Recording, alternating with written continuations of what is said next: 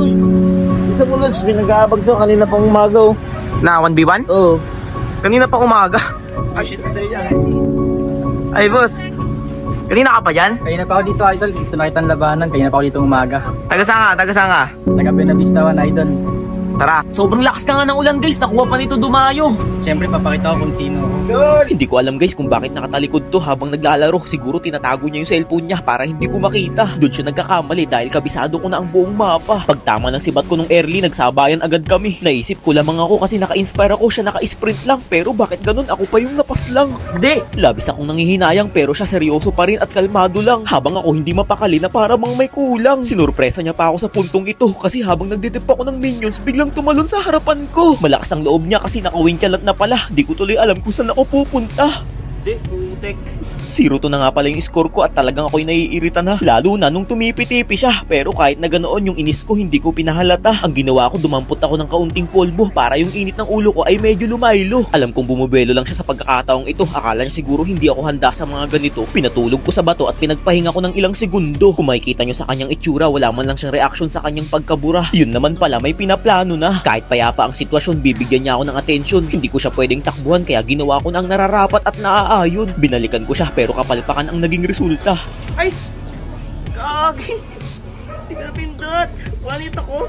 Hindi ko napindot yung winchalan ko kasi labis ako nagtiwala sa aking kakayahan. Pero okay lang yun, at least ngayon alam ko na kung paano ako makikipagbakbakan. Lugi ako sa kanya sa harapan kaya ang ginawa ko sa minions ako nagpapuno ng lifesteal. Sa paraang yun, ang mundo niya ay pansamantalang tumigil. Para ako naglalagablab na apoy na hindi masupil, tinutunaw ang mga matataas na pilapil. Matapos nun, didiretsuin ko na sana tong mid lane para i-end na tong laban na to. Pero hindi pwede kasi napakarami niyang minions. Nag-def na muna ako, after nun sa base niya na ako nagtungo. Medyo naging agresibo ako sa puntong to kasi mahilig siya manggulat. Hindi na ako umatras, rat-rat kung rat-rat. Napakaganda ng naging palagan namin kaso nga lang nagtaka ako kung bakit di niya ako tinuluyan. Pagkakataon niya na sana to para kanya ako mabigyan, ngunit ang kanyang ginawa ay umuwi sa kanyang tahanan. Naging pabor sa akin yun kasi kung sakaling napitas niya ako doon, siguro talo na ako ngayon. Nahihirapan talaga ako guys kapag i-retail yung kalaban. Napakahapdi, tagus na tagus sa aking kalamnan. Bali nagre-ready na nga pala ako dito para sa huli naming digmaan. Halos umabot yung laban na to ng 30 minutes kaya kung sino yung mapitas sa clash na to, talagang talo. Tignan nyo naman, parehas kaming kabado, walang umiimik at seryoso. Dapat di ako magkamali sa huling sandali. Uunahin ko ang aking kapakanan para hindi masawi. Ginaya ko yung diskarte niya. Ako naman ngayon ang mambibigla.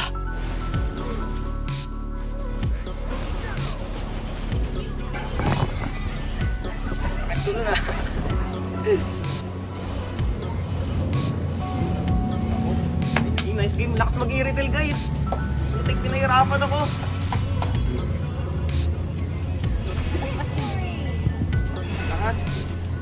Grabe guys, this oras na ng gabi, meron pang dumayo. Akala ko kung sino. Gagi, sino to?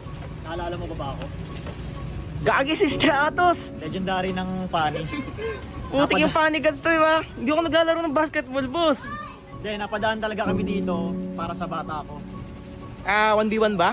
If ever na matalo mo to, magbabalik ako ng ML. Sige, magandang ano yan. Pero kapag manalo ka, bibigyan kita ng 500 pesos. Grabe, totoo ba yan? Tama yun, tama. Kinabahan pa ako, kala ko yayain mo ang basketball eh. Durog ka sana sa akin. Sa totoo lang, dumayo pa kami ng ibang lugar, nagkakantapos na namin mag-basketball, pero sinadya ka talaga namin dito. Yun, Amateur pro malakas player, pa. amateur pro player na top Philippines Bea, top Philippines Clint, and then top Philippines Bay. Grabe, puro may ano to, may rank. Oh, sige, tara. Guys, dumayo dito sila Stratos, galing pa ng Quezon. Kala ko yayain ako ng basketball eh. Nandito kami ngayon para dagdagan ng talo mo. Yun, dagdagan daw. Tara, game. 500 pesos pa daw guys. Nagbigay si Stratos pag natalo ko to. Matik yan. Kapag wala tong score, pag wala siyang score, additional 500 pesos. Uy, grabe. Kailangan magka-score ka ng isa. Sobra akong ginanahan sa laban na to guys kasi nga daw kapag natalo ko to meron akong premyo. Sa una pa lang nagpahabol na ako para siya ay ma-micro. Pinilit kong magpa-lifesteal sa mga minions kasi alam kong lulusob siya. Sibat laban sa pana, tignan natin kung sino ang uubra. Kahit na first blood ko siya, hindi ako basta-basta nakampante kasi amateur player ang kanyang mga atake. Binigla ko siya sa part na to, etong si Stratos halos mag-init ang ulo. Nabuha mo, G. Ito ako nag-back. May pinalalo tayo mamaya kanina. Medyo nagseryoso na muna ako dito guys kasi halata sa kanila na nagpo-focus na. Ngunit kahit anong sabayan, wala pa ring maibuga. Kung alam ka. Alam lang alanganin na Wala eh. na din eh. Makapagtago pa sana ako dito kung kanina ako pinindot. Medyo mainit-init ang tension sa game na to. Ang bawat isa kasi sa amin hindi maiwasang maging kabado. Lalo na nung pumasok ako sa base nito, palagan kung palagan, parehas naman kaming nakawintsalan. Huwag niya lang akong tatakbuhan. Uy! Aray ka! Nagulat siya sa gagawin ko dito, hindi niya akalain na ganun na ako kasakit. Hindi na napindot. 5-0, aray ko. Wala na, tapos na to. May minions. Sige ako na nga dyan. In the next week, si Stratos na talaga yung lumaban. Yeah! Dapat si Stratos lumaban dito, oh. In the Nice next week, game, si nice game, Stratos nice game. na Jake, nabahan ako kasi sabi niya ano to, amateur? Amateur, grabe. Walo. Masalo sa mga... Daka si Jake talaga sa 1v1. Salamat. Nice game, tsaka mo lang. panalo. So dahil nanalo ka, 1,000. Di, totoo nga to? Dapat ako magbibigay. Hindi, okay lang. Dahil pinaunlakan mo yung ano namin kahit gabing-gabi na, alas 11 na madaling araw. Ulit guys, nagbigay pa ng 1K. Kahit ano, talo sila. Dito guys, kakaiba yung kutob ko dito sa Johnson na nakalaban namin. Bakit kaya ganun? Alam na alam niya kung nasan kami. Sinadya ko na nga magpabangga dito para lang hindi madamay ang aking mga kakampi. Nahalata ko na agad nung Elri kaya kahit anong pagpipigil ko hindi talaga ako mapakali. Napahalakhak na lang ako sa tawa kasi nga alam ko nang may ginagawa silang kakaiba at hindi kaaya-aya. Isipin nyo kahit liblib na akong nagpa-farm sa damo, saktong-sakto ang kanilang pagkabunggo. May sanib man akong Angela, hindi ko kinakaya. Sa katunayan nga niyan, unti-unti na akong nawawalan ng gana. Tapos ang lakas pa ng loob nilang mag-chat ng ganito, i-content ko daw. Sari-sari na agad yung mga pinagsasabi nila. Tinanong pa nga ako nitong isa kung alam ko daw ba yung defeat. Masyado agad nila akong minaliit. Siguradong magdududa na kayo dito sa gagawin nila. Habang nagre-red lap kasi kami, nandito na naman. Buti aking naiwasan. Kita nyo naman yun, diba? Kahit sino magtataka. Yung mga kakampi ko nga'y naglelekramo na. Sabi nakakabanas daw yung Johnson. Ngunit sabi ko, wag na silang mag-alala dahil bibigyan ko ng leksyon. Kahit pa nakuha nila yung unang first lord guys, talagang sinalubong ko na agad. Ang mga nagtatangkang tumakbo ay hinabol ko at aking kinaladkad. Itong Johnson na to kanina pa to malas niya lang kasi hindi siya ngayon nakakotse.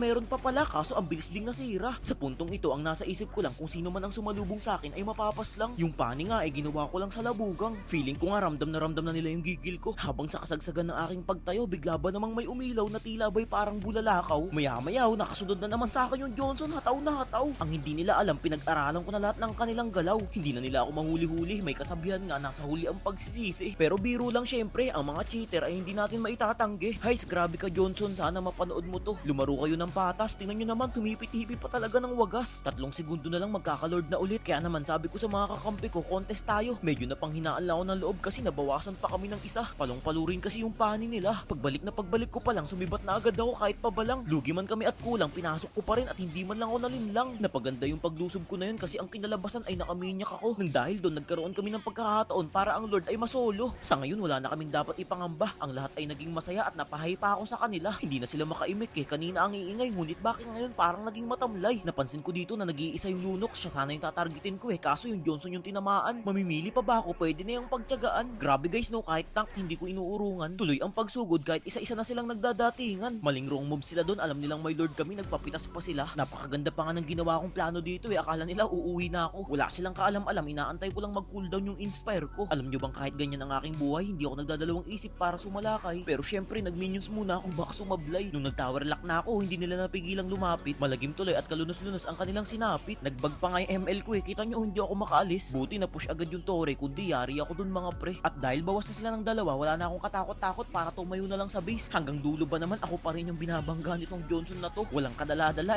no, nakampante kasi kanina sa pagkapanalo. Tinarget lock man nila ako mula una hanggang dulo. Ang kanilang makakamtan pa rin ay defeat at talo. Partida, ang buhay ko na lang dyan ay piso pero pumipitas pa rin ako. Baka check yan, makapag-tower lock na nga, baka umasa pa ang mga kalaban. Nagsakripisyo talaga ako, akala nyo palpak yung ginawa ko no. Diyan kayo nagkakamali dahil pinagana ko lang ang aking talino. At ayun na nga guys, muli na naman namin nasungkit ang aming victory. Sanay naman na ako lagi naman kasi araw-araw at gabi-gabi.